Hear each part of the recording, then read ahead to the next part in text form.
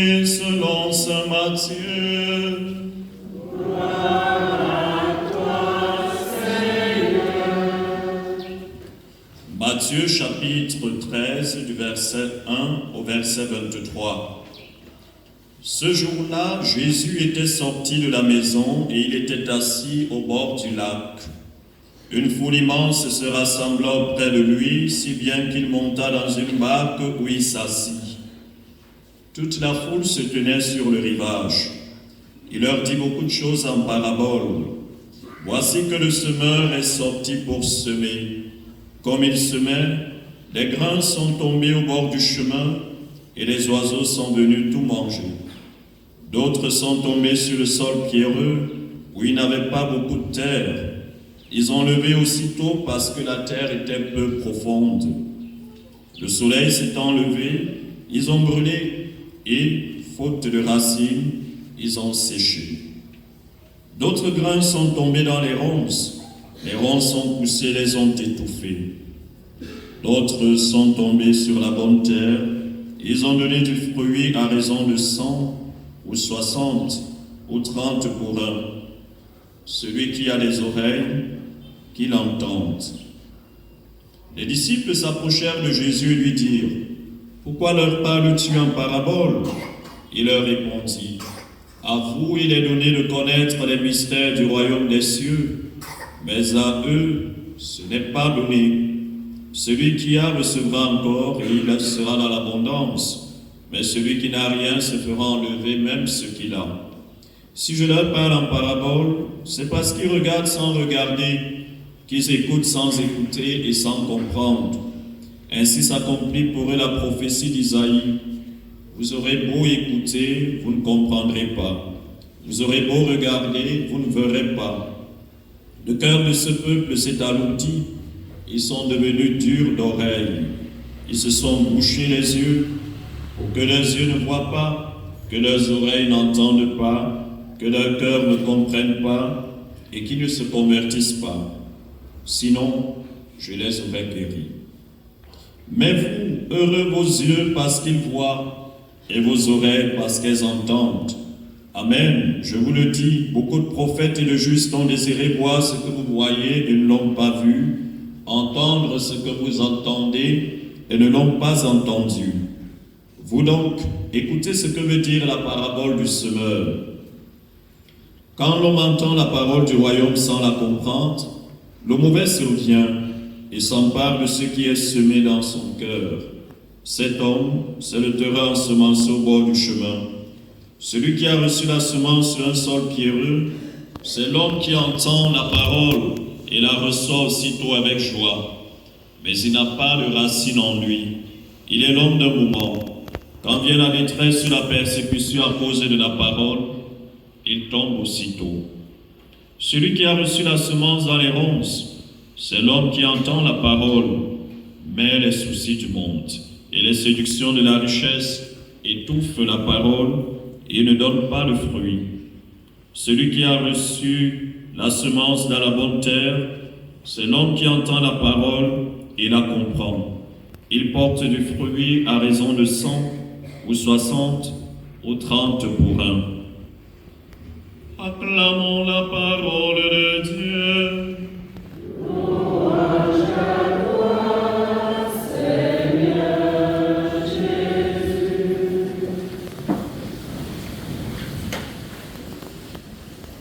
Chers frères et sœurs, l'image de la semence est commune à la première lecture et à l'évangile de ce dimanche.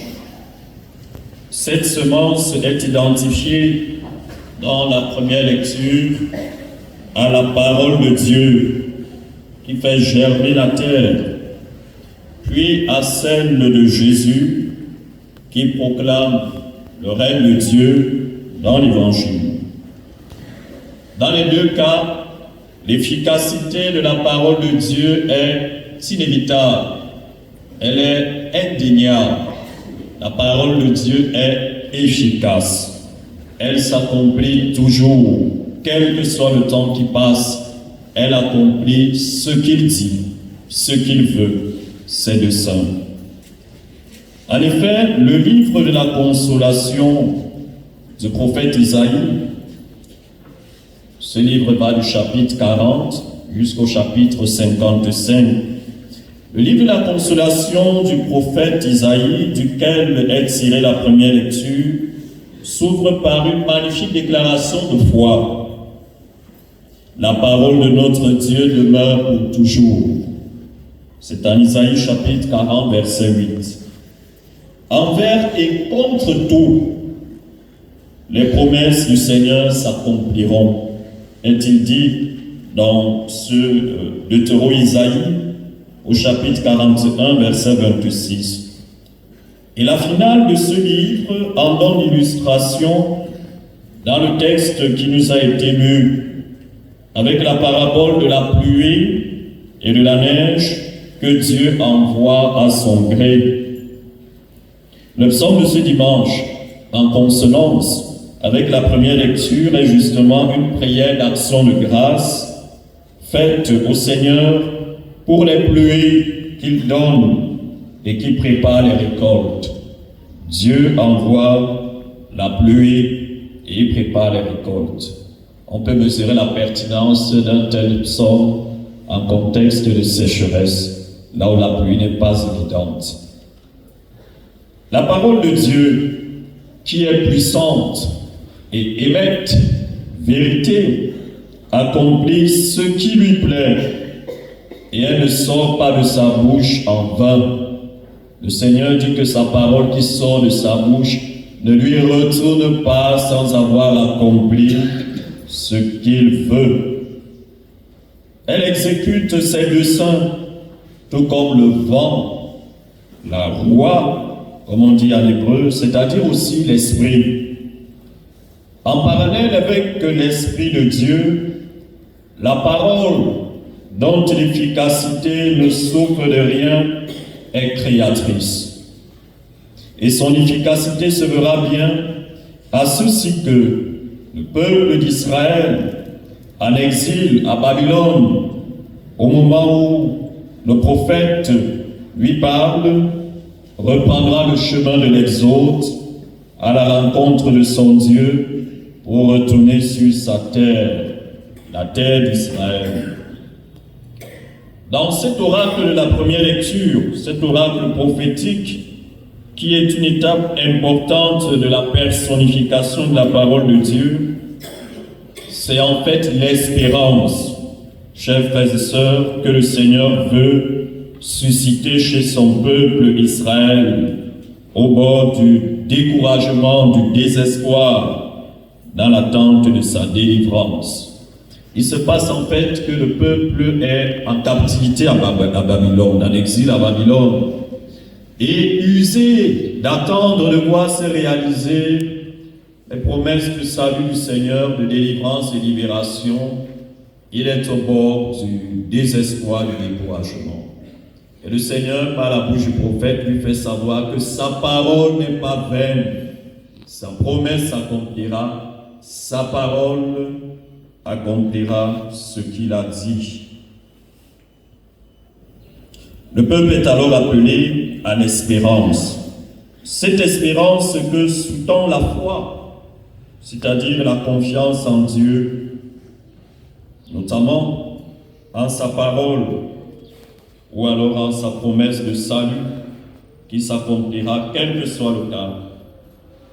L'espérance, nous le dit l'apôtre Paul dans la deuxième lecture, n'est pas seulement portée par les croyants, par les fidèles du Seigneur, aussi est-elle portée par la création tout entière. La création, dit l'apôtre, attend avec impatience la révélation des fils de Dieu. Même la création porte notre espérance. Nous attendons le salut. Nous attendons le royaume avec le bonheur éternel que le Seigneur nous promet.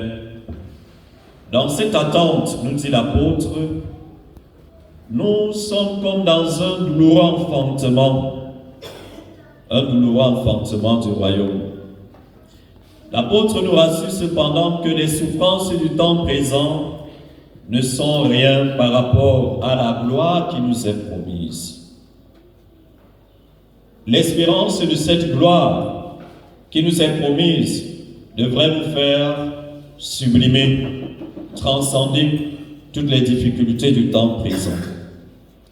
Et c'est ce que produit en nous la vertu de l'espérance, qui donne aussi une certaine résilience. L'espérance nous fait tenir et soutenir dans les persécutions, les tribulations du temps présent. L'espérance. L'apôtre dit que la création qui a été déchue, corrompue à cause du péché de l'humain, attend elle aussi le salut, attend la révélation des fils de Dieu.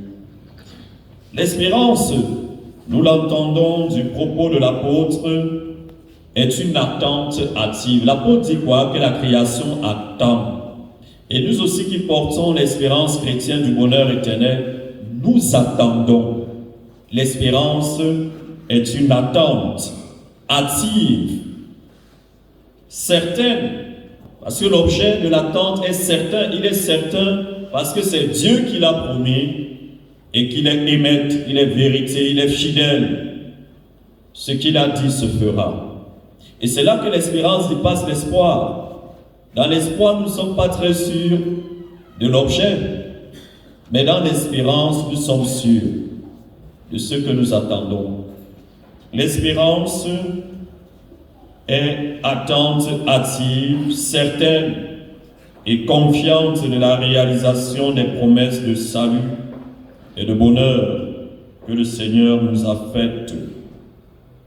Demandons-lui de la susciter, cette vertu de l'espérance. Demandons-lui de la susciter ou alors de la raffermir en nous, en faisant naître et grandir aussi dans nos cœurs la confiance de la foi en sa parole.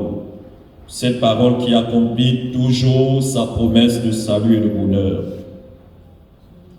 Elle est semée dans les cœurs, la parole, telle la bonne semence qui doit germer et porter fruit dans les vies au vent de l'Esprit Saint.